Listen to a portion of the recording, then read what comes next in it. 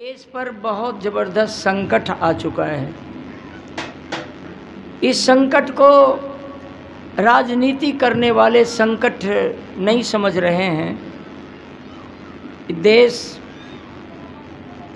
उस मोड़ के तरफ जा रहा है। अच्छा किया आप महात्मा जी।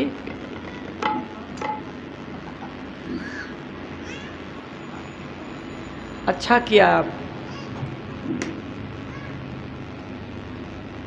महात्मा जी बोले श्री सीताराम। ये आवाज़ को जन जन तक पहुंचाइए महात्मा जी। आपसे सीता छीनी जा रही है।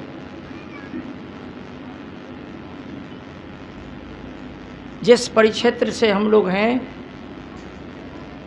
मिथिला के क्षेत्र से सटे हुए क्षेत्र में हम लोग हैं,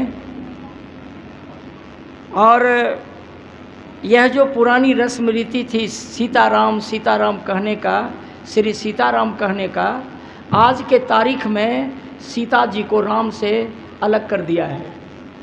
जहाँ कहीं आप सुनेंगे आरएसएस वाले से और भाजपा वाले से, वो कहेंगे केवल जय श्री राम जय श्री राम। सीता जी को छोड़ दिया है। पहले इंसान को बांटा, उसके बाद देवी देवता को बांटा, उसके बाद भगवान को बांटा, अब राम जानकी को भी बांट लिया है। जहाँ कहीं आप सुनेंगे भाजपा का नेता से और आरएसएस वाले से, वो कहेंगे जय श्री राम जय श्री राम। सीता को भी छोड़ दिया। अब पति पत्नी को भी मन दूर करने जा रहा है। ये देश को नहीं छोड़ेगा, ये देश को बचने नहीं देगा। हंसी में मत डालिए मेरी बात को। हंसाने के ख्याल से मैं नहीं बोल रहा हूँ, मैं बिल्कुल सीरियसली बोल रहा हूँ।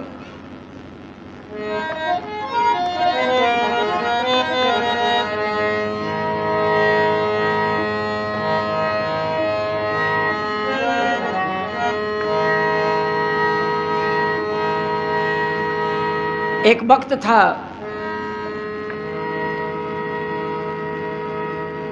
भगवान कृष्ण ने कहा था, यदा यदा हि धर्मस्य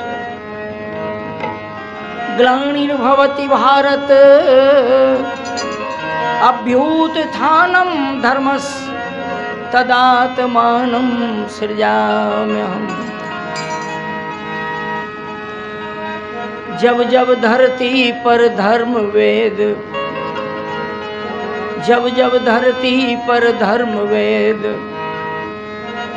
अपमान सत्य का होता है, तब तब भूभार उठाने को अवतार कृष्ण का होता है। एक बार फिर से ध्यान दें आप। जब जब धरती पर धर्म वेद, अपमान सत्य का होता है, तब तब भूभार उठाने को अवतार प्रभु का होता है।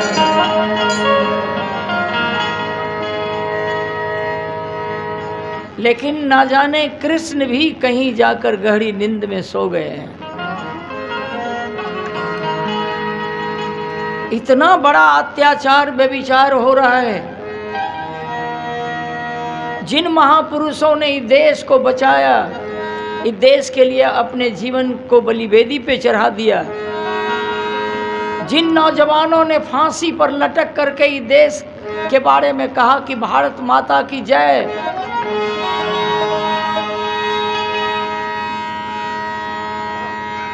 उन महापुरुषों की जिंदगी की सारी बलिदानी चेहरे को विनष्ट कर दिया है।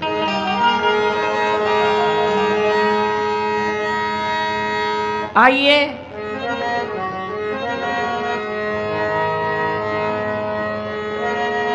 मैं एक और गीत आप लोगों को सुनाता हूँ।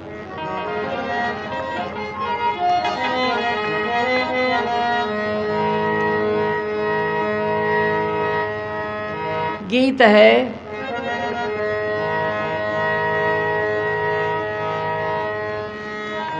ये नकली चेहरे पर तुझको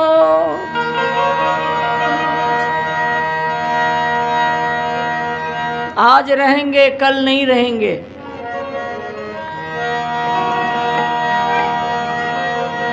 देश को लूटने वाला लुटाने वाला आज है कल नहीं रहेगा, लेकिन ये देश रहेगा, धरती रहेगी, आसमान रहेगा। इतिहास लिखने वाला इतिहास लिखेगा और गाली देने वाली अगली पीढ़ी जो होगी देश को लूटने वाले को गाली देगी। ये नकली चेहरे पर तुझको क्यों इतना अभिमान है, क्यों इतना अभिमान है। चेतावनी है, यह मिट्टी की काया तेरा क्षण भंगुर ये सा।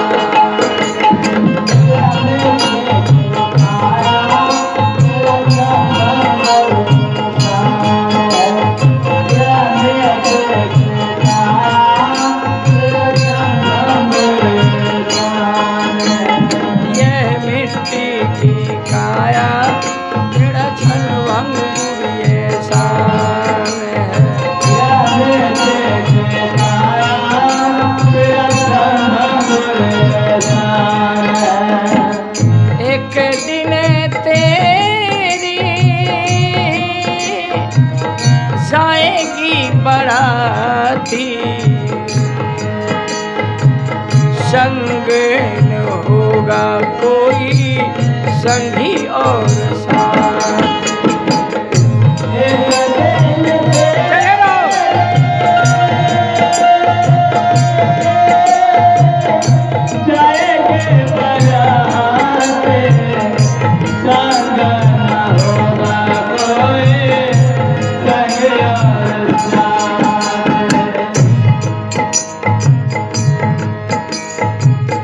सब मिलके तुझको अग्नि में जलाएंगे, माता पिता भाई बंधु रो रो दिन गवाएंगे।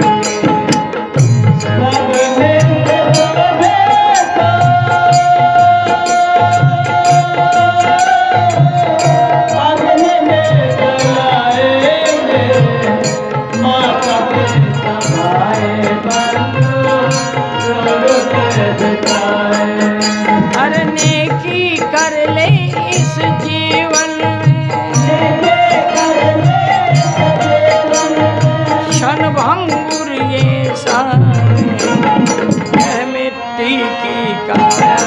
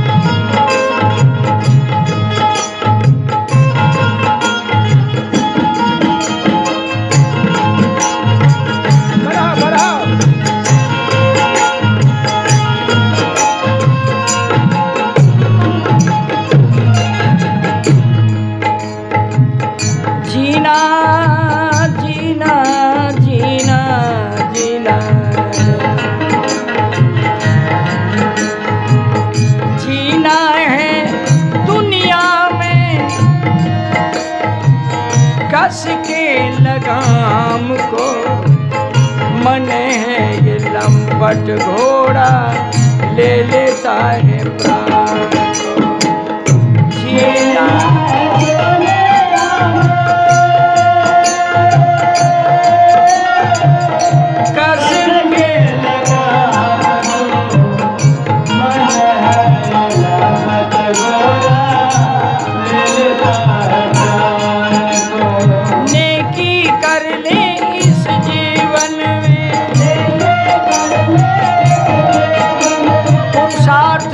कर ले इस जीवन में, क्षण भंगुर ये सारे, यह मिट्टी की काया तो दिखता ये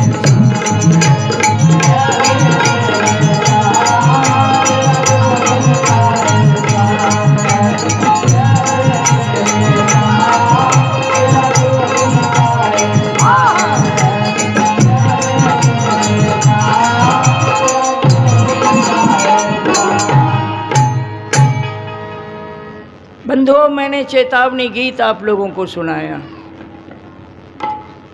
एक दो पंक्ति और मैं आप लोगों की सेवा में रखना चाह रहा हूं। इधर से अंधा जा तो है, उधर से अंधा आत, इधर से अंधा जातु है, उधर से अंधा आत, अंधे को अंधा मिला, अंधे को अंधा मिला, कौन बतावे बाट, कौन बतावे बाट।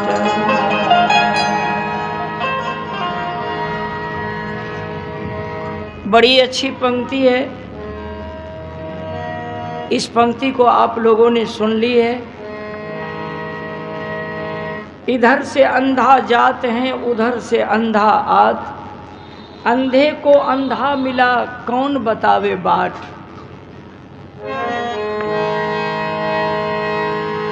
मैंने रात में बोला था कि सूखी हुई लकड़ी को आप कितनों मोड़ने का प्रयास करेंगे, वो लकड़ी मुड़ेगी नहीं, टूट जाएगी।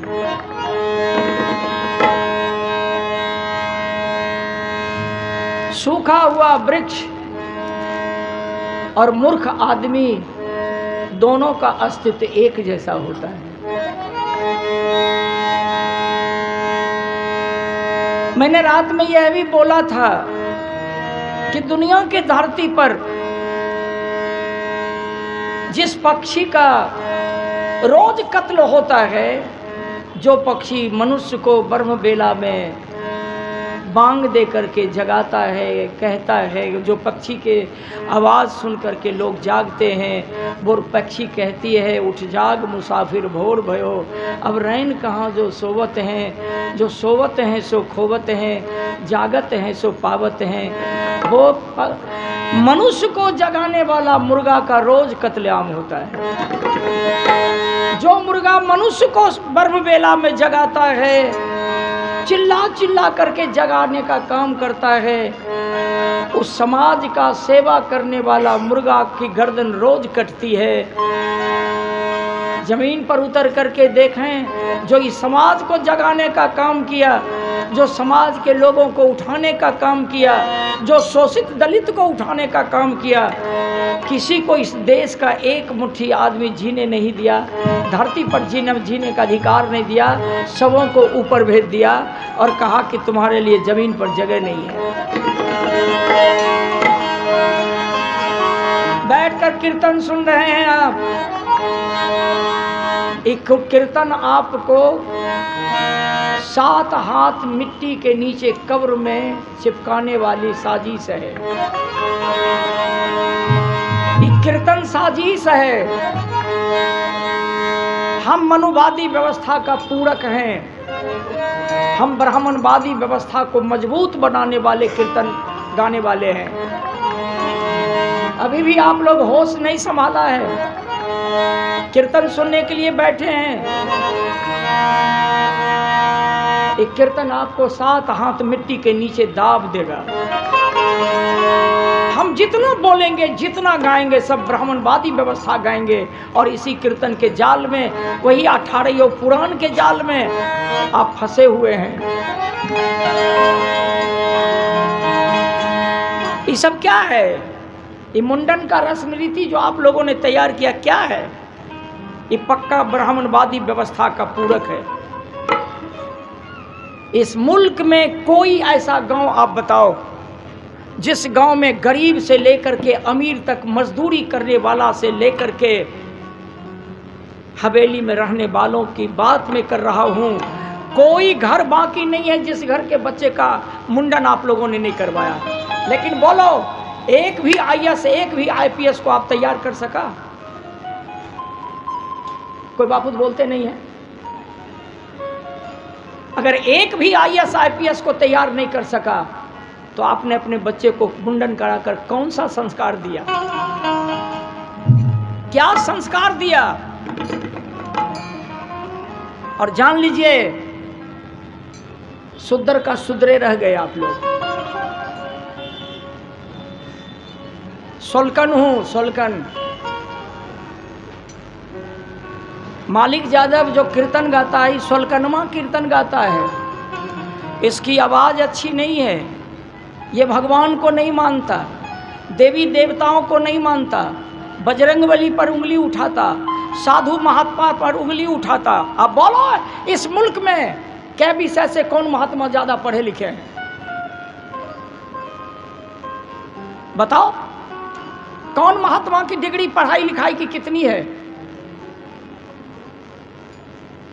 काश यदि वो महात्मा दर्शन शास्त्र पढ़ लिए होते, दर्शन शास्त्र की जानकारी होती, तब वो महात्मा कबूल करते कि वाकई में दर्शन शास्त्र का पहला श्लोक है कि पहले किसी को मत मानो, पहले जानने की कोशिश करो, जान करके मानो तब मानना कारगर होगा। अनजान में तुम जिंदगी भर मानते रहोगे, वो मानना कभी कारगर नहीं होगा। हम बोलते हैं तो लोग कहते हैं कि मालिक यादव महात्मा पर उंगली उठाता है।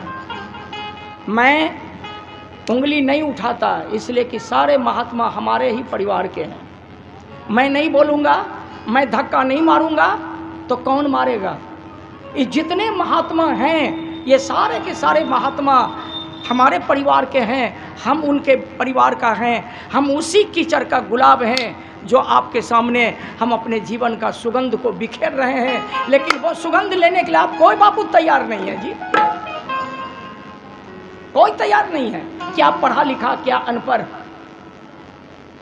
बड़ा कष्ट होता है।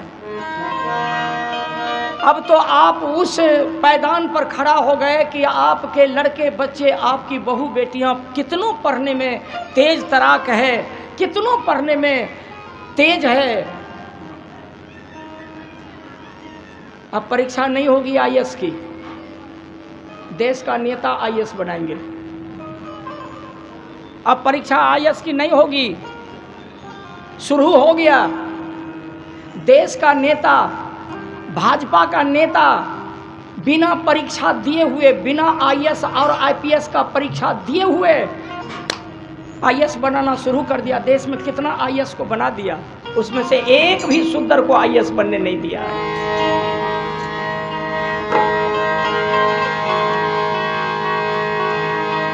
जलाते रहो, आरती दिखाते रहो, बजरंगबली के आगे में लड्डू का प्रसाद चढ़ाते रहो, जिंदगी बीत जाएगी। लेकिन बजरंगबली की पूजा करने से आप लाभ नहीं ले सकोगे, न समाज को कुछ दे सकोगे। हम नास्तिक हैं जी, हम बजरंगबली को नहीं मानते हैं। लेकिन याद रखना, जितना मैं मानता हूं बजरंगबली को, उतना आप कोई नहीं मानते हैं। जितना भगवान को मैं मानता हूं, उतना आप कोई मानने वाले नहीं है। केवल चंदन टिक्का लगा करके आप भगवान को मानने का एक तरकीब दिखा रहे हैं। हमारे साथ आओ, एक महीना हमारे साथ रह करके देखो, नहीं टिकोगे। एक महीना हमारे साथ रह करके कोई महात्मा देख ले, नहीं टिकेंगे, भाग जाएंगे। सूखी रोटी, 2 रोटी 3 रोटी खा करके हमारे साथ कोई महात्मा नहीं टिकेंगे। इसलिए कि हमारे साथ न गांजा मिलेगा, न खैनी मिलेगी, न पान मिलेगा, न चरस मिलेगा, न भांग मिलेगा, और सूखी रोटी और थोड़ी सी नमक दे करके सब्जी और 1-1.5 कप दूध। टिकेगा कोई? आकर के हमारे साथ देखें। मैं जीवन में कभी ओट में पान सटने नहीं दिया। खैनी बीड़ी किस चिड़िया का नाम है? आप गांजा पियोगे, आप खैनी खाओगे, आप बजरंग बली के आगे में आरती जलाओगे, आप भोग लगाओगे, आप और आरती घुमाओगे, आप अर्थव्यवस्था करोगे, आप नकली बेस बना करके आर्थिक व्यवस्था के पीछे दौड़ते रहोगे, आप समय पर कामी बन जाओगे, समय पर जो गांजा पिएगा, जो चरस का इस्तेमाल करेगा, जो खैनी खाएगा, जो भांग खाएगा, आप बोलो अपने हृदय पर हाथ रख करके, वो कामी क्रोधी होगा कि नहीं होगा? मैं कबूल करता हूं कि मेरी माँ, मेरे बाबूजी हमारे जैसे कुपूत बेटा को पैदा किया, इसलिए मैं आप लोगों से निवेदन कर रहा हूं, अब तो पढ़ना लिखना भी बेकार, पढ़ाना लिखाना भी बेकार लगता है। इतनी पूंजी लगा करके लोग बच्चे बच्ची को पढ़ाते हैं, लेकिन जहां पहुंचना था वो रास्ता बंद है। कहां जाओगे आप? क्या करोगे आप? इसलिए एक दिन न एक दिन सड़क पर उतरना पड़ेगा। लाखों लोग मारे जाएंगे, अंग्रेज को भगाने में लाखों जवानों की शहीद, लाखों जवान मारे गए, लाखों लोगों की जान चली गई अंग्रेज को भगाने में। क्या समझ रहे हो? भाजपा को, इस सरकार, मोदी सरकार को हटाने में लाखों जवान को शहीद होना पड़ेगा, तब पर भी नहीं भागेगा।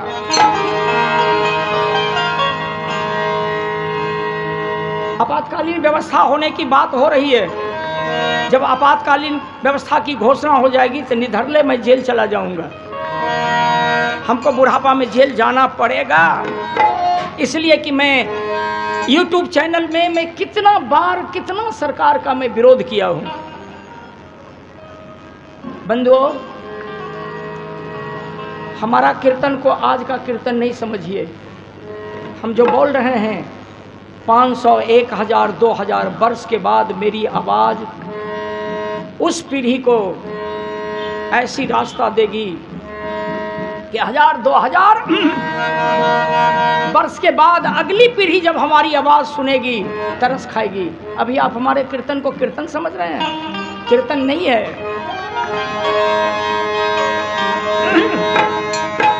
इसीलिए मैं कीर्तन शुरू किया हूँ, और कीर्तन के शुरू में हमको पागल कुत्ता काट लिया था।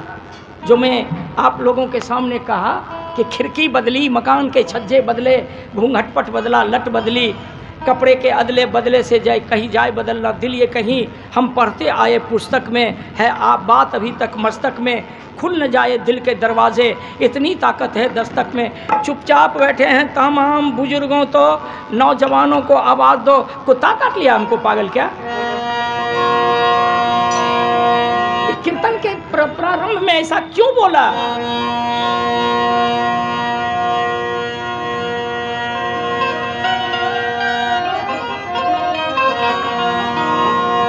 आने वाला